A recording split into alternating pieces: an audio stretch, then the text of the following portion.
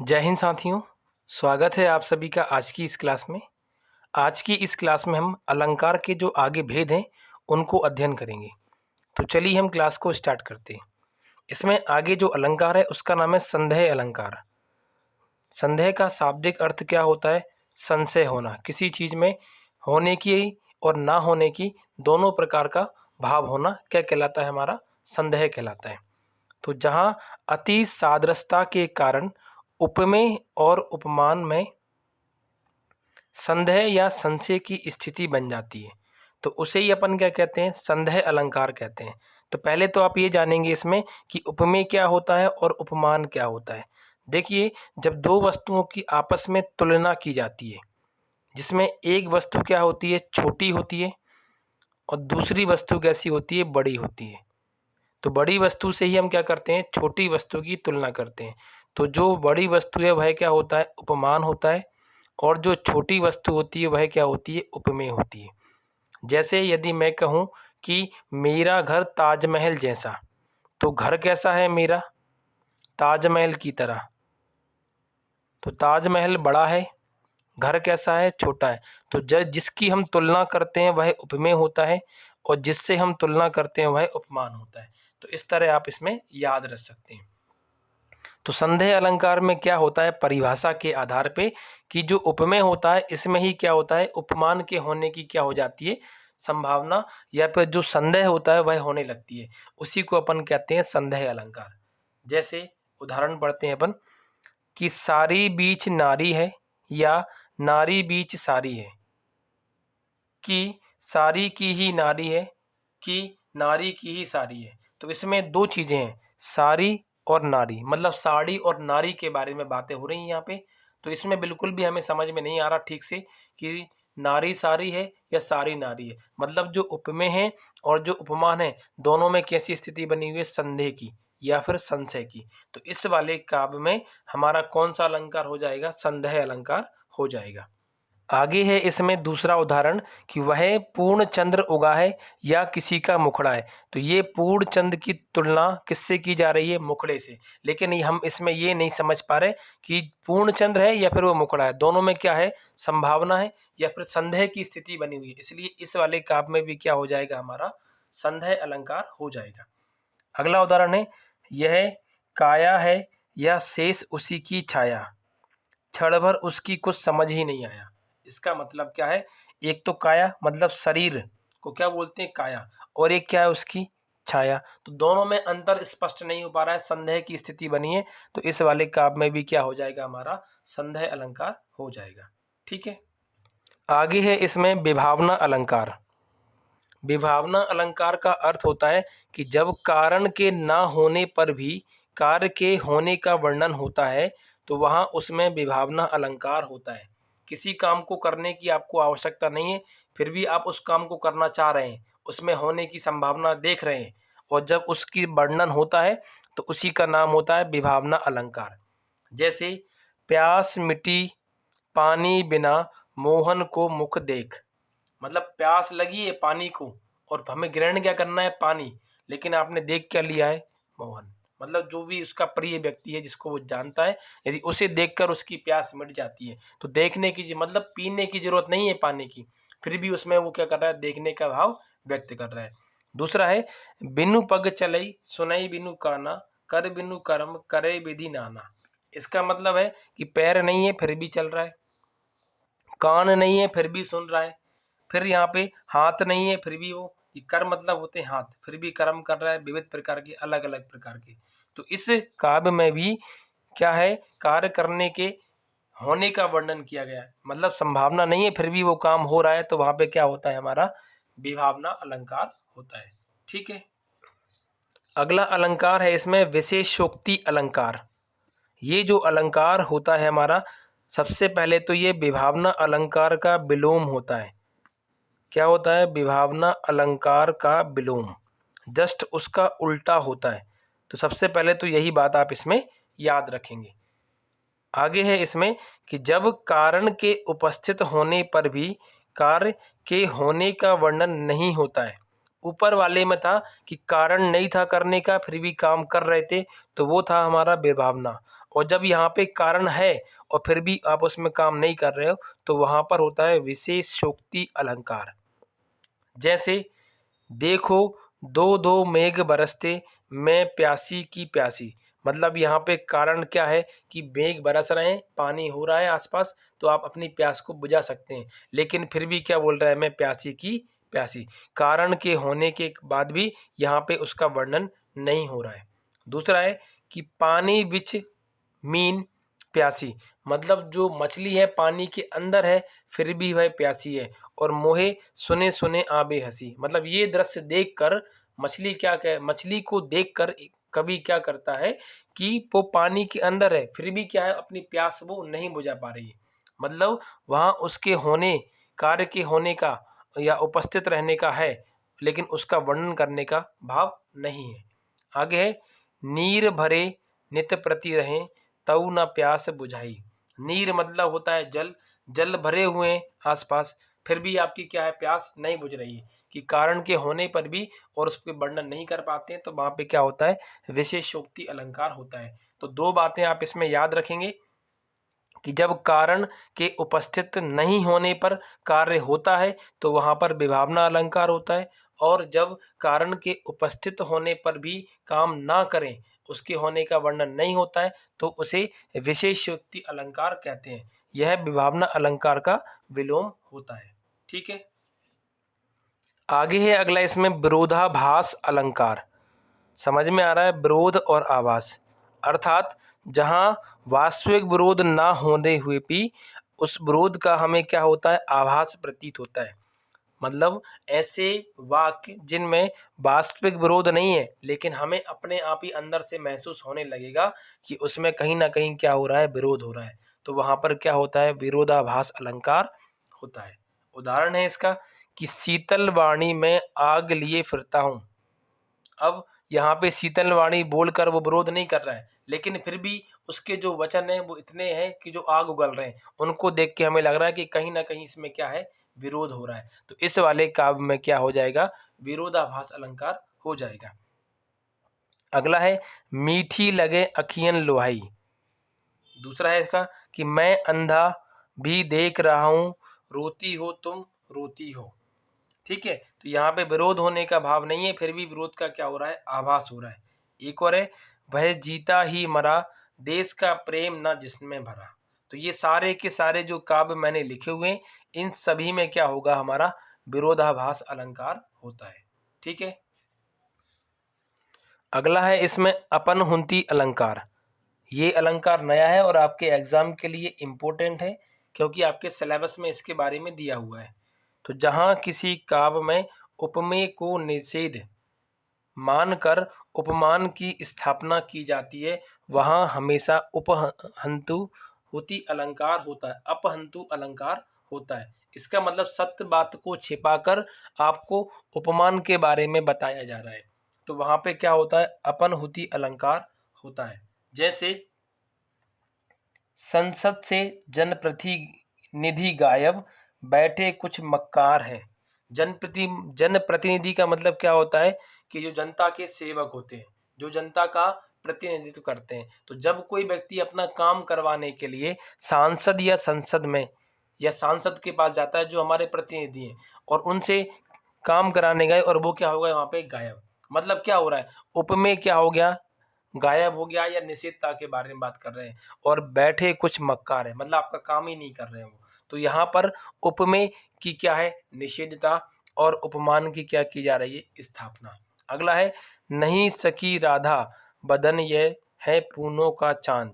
इसमें जो राधा का जो शरीर है, जो काया है, उसके बारे में बात की जा रही है और बोल रहे हैं कि ये नहीं है, मतलब निषेधता का भाव है। ये तो क्या है, एक पूनों का चांद है। मतलब इस वाले चीज पर जो ये काया है, इस पर पूनों के चांद की क्या की जा रही है, स्थापना की जा रही है। तो यहाँ पर भी क्या होगा, अपनहुति अलंकार होगा। अगला है मैं जो कहाँ रघुवीर कृपाला, बंधु ना होए मोर ये काला। मोर ये काला। ठीक है, तो यहाँ पे रघुवीर की कृपा से जो मोर है वो कैसी है, काले रंग की, उसके बारे में इसमें बताया गया है कि मैं जो कहाँ रघुवीर कृपाला, बंधु ना होए मारे ये काला। ठीक है, सॉरी, मोर यह काला। तो ये जितने भी मैंने ये सारे के सारे काव्य लिखे, इन सभी में क्या होगा, अपनहुति अलंकार होता है। अगला है इसमें ब्याज स्तुति अलंकार। ब्याज स्तुति अलंकार क्या होता है कि जहाँ देखने या सुनने में तो निंदा सी प्रतीत होती है, परंतु वास्तव में क्या हो रही होती है, उसमें प्रशंसा हो रही होती है।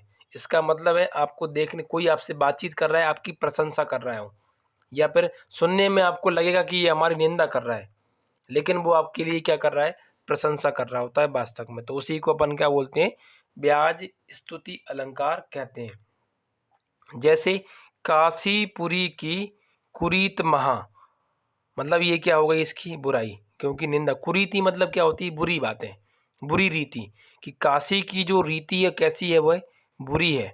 क्यों, जहाँ दह दे पुनि दह ना पाई। इसका मतलब है यहाँ पर काशी की निंदा प्रतीत हो रही है और वास्तव में क्या है, प्रशंसा। मतलब यहाँ पे हमारा जो शरीर है वो आकर क्या होता है, देह त्यागता है, तो उसे क्या प्राप्त हो जाती है, मुक्ति प्राप्त हो जाती है। तो पहले वाले कथन में इसकी निंदा के बारे में बात हो रही है, हमें ऐसा लग रहा है, लेकिन वास्तविकता में वो ये कह रहा है कि जब भी कोई व्यक्ति काशी नगरी आता है और यहाँ पर देह त्यागता है तो उसके शरीर को क्या मिल जाती है, मुक्ति मिल जाती है। तो जहाँ कभी भी किसी भी वाक्य में आपको निंदा प्रतीत हो रही है और वास्तव में वो प्रशंसा हो, तो वहाँ पर सदैव ब्याज स्तुति अलंकार होता है। ठीक है। अगला है ब्याज निंदा अलंकार। अभी हमने जाना था ब्याज स्तुति के बारे में, अब हम जानते हैं ब्याज निंदा के बारे में। तो इसमें आप लिखेंगे यह ब्याज स्तुति जो हमारा अलंकार है उसका क्या होता है, विलोम होता है। ब्याज स्तुति अलंकार का विलोम होता है, एकदम उसका उल्टा। तो इसमें क्या होता है, ऐसा काव्य जहाँ पर काव्य में स्तुति या पर प्रशंसा की जा रही है, परंतु वास्तव में वो होती क्या है, हमारी निंदा होती है। मतलब ये ब्याज स्तुति का क्या है, विलोम होता है। तो वहाँ पर क्या होती है, ब्याज निंदा अलंकार होता है।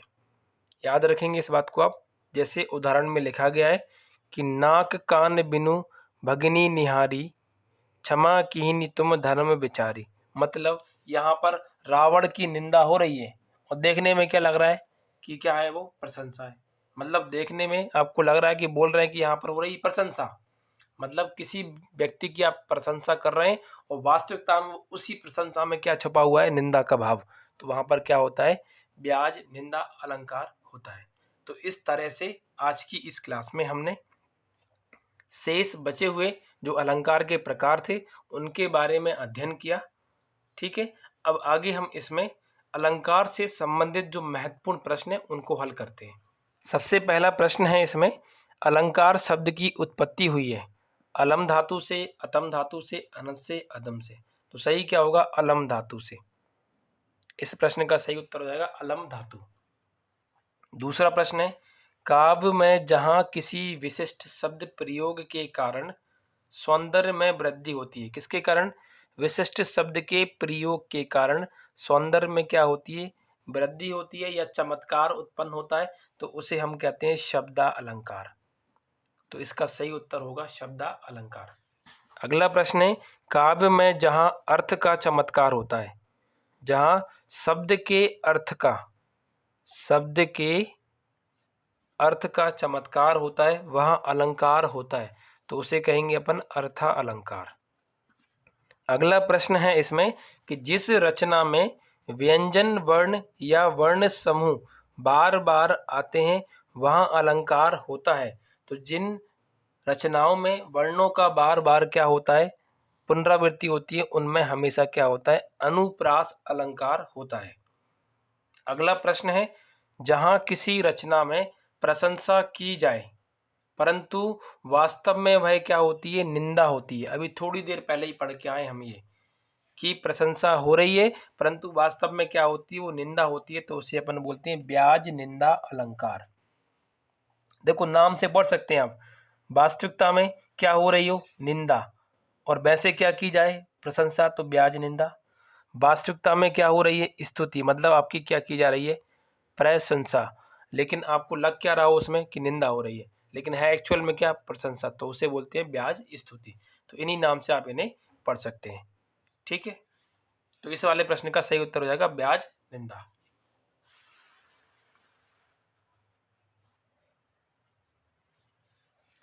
अगला प्रश्न है कि मानो मनु मनहु जानो जनु जनऊ शब्दों में कौन सा अलंकार होता है? तो इन शब्दों में हमेशा उत्प्रेक्षा अलंकार होता है। जैसे कई बार प्रश्न बनता है इसका कि मुख मानो चंद्र सा, मुख मानो चंद्र सा है, तो इसमें मानो का प्रयोग कर लिया तो ये क्या हो जाएगा हमारा उत्प्रेक्षा अलंकार। अगला प्रश्न है इसमें कि जहां विरोध ना होते हुए भी विरोध का आभास होता है, तो नाम से ही समझ में आ रहा है कि इसमें कौन सा अलंकार होगा हमारा विरोधाभास अलंकार। जहां विरोध नहीं है फिर भी क्या हो विरोध का आभास, उसे हम विरोधाभास अलंकार कहते हैं। अगला प्रश्न है इसमें कि चरण धरत चिंता करत भावत नींद न सोर सुबरन को खोजत फिरत कभी व्यभिचारी और चोर। तो इस पूरे काव्य रचना में जो सुबरन शब्द है इसके 3 अर्थ हैं। एक है कवि, दूसरा है व्यभिचारी और तीसरा क्या है हमारा चोर। तो ये मैंने आपको पीछे पढ़ाया भी था। इस शब्द में या इस रचना में जो हमारा अलंकार होगा कौन सा होगा यमक अलंकार, सॉरी यमक नहीं होगा, सॉरी इसमें होगा श्लेष अलंकार, क्योंकि एक ही शब्द के एक से अधिक अर्थ निकल के आ रहे हैं तो उसे क्या बोलते हैं अपन श्लेष अलंकार। ये मैंने पढ़ाया है पीछे आपको, इसे आप पढ़ लेना, आपके एग्जाम के लिए क्या है ये इम्पोर्टेंट है। अगला है कि जहाँ कारण या बिना कारण के कार्य होता है या पाया जाता है वहाँ कौन सा अलंकार होता है? जहाँ पे कारण नहीं है फिर भी आप काम कर पा रहे हैं तो वहाँ पे क्या होता है विभावना अलंकार। और विभावना का उल्टा क्या होता है विशेषोक्ति। ठीक है, आगे है इसमें कि मुन्ना तब मम्मी के सर पर देखी देखी दो चोटी भाग उठा भय मान कर सर पर सापिन लेटी। मतलब जो बच्चा है उसने मम्मी के सर पर दो दो क्या देख लिए चोटियां देख ली हैं बालों की, और उन्हें देख के क्या हो गया वो भय से भाग गया। और क्या समझकर सापिन मतलब सांप, तो डर गया है मतलब चोटियों को देखकर एक मन में भ्रम आ गया, और भ्रम जब आया तो कौन सा अलंकार होता है भ्रांतिमान अलंकार। तो इस काव्य रचना में कौन सा अलंकार होगा हमारा भ्रांतिमान। ठीक है, जैसे रस्सी को देख के सांप समझ में आ जाए आपको, या घर में कहीं बेल्ट पड़ा हुआ है अंधेरे में उसे देख के लगे कि कुछ और पड़ा है वस्तु, तो क्या कहलाएगा हमारा वो भ्रांतिमान अलंकार कहलाता है। अगला है कि जब किसी सत्य बात को छिपाकर उसके स्थान पर किसी अन्य झूठी बात की स्थापना की जाती है। इसका मतलब है कि जहाँ पर उपमेय को तो क्या कर लिया जाए छिपा लिया जाए और उपमान की क्या कर ली जाए स्थापना कर ली जाए, तो वहाँ पर उसमें हमेशा अपनहुति अलंकार होता है। तो इस प्रश्न का सही उत्तर अपनहुति अलंकार होगा। अगला प्रश्न है कि जहाँ उपमेय में उपमानों की शंका होती है तो उनमें कौन सा अलंकार होता है? तो उसमें सदैव संदेह अलंकार होता है, जहाँ पर उपमेय में उपमान की क्या होती है शंका होती है। अगला प्रश्न है कि भस्म जटा विष अहि सहित गंग कियो तय मोही भोगी तय जोगी कियो कहाँ कहे अब तोही। तो यहाँ पे शिव जी के जो जो उनका रूप है उसके बारे में क्या की जा रही है स्तुति की जा रही है, प्रशंसा की जा रही है उनके बारे में, लेकिन लग क्या रहा है उनको कि निंदा हो रही है, क्योंकि उनका जो शरीर है उसको देख के लोगों को लगेगा कि कहीं ना कहीं इनकी क्या की जा रही है निंदा।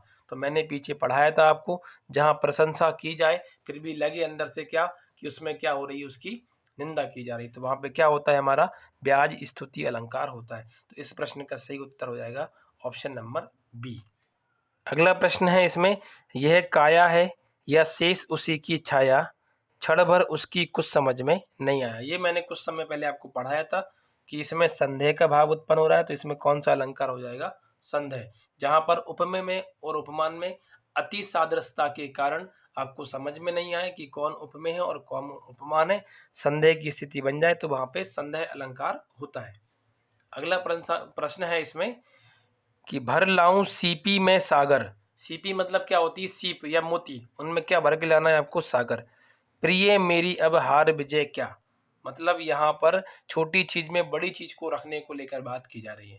एक तरीके से क्या हो रहा है विरोध भी हो रहा है और उसका आभास भी व्यक्त कर रहा है। विरोध ना होते हुए भी उसका आभास व्यक्त किया जा रहा है, तो यहाँ पे क्या हो जाएगा, हमारा विरोधाभास अलंकार हो जाएगा। ठीक है, तो आज की इस क्लास में हमने अलंकार को पूरा किया आपके सिलेबस के अकॉर्डिंग, और इस क्लास की जो पीडीएफ है भाई आपको हमारे टेलीग्राम चैनल पर प्राप्त करा दी जाएगी आपको। तो आज के लिए इतना ही, मिलते हैं हम अगली क्लास में, तब तक के लिए नमस्कार, धन्यवाद।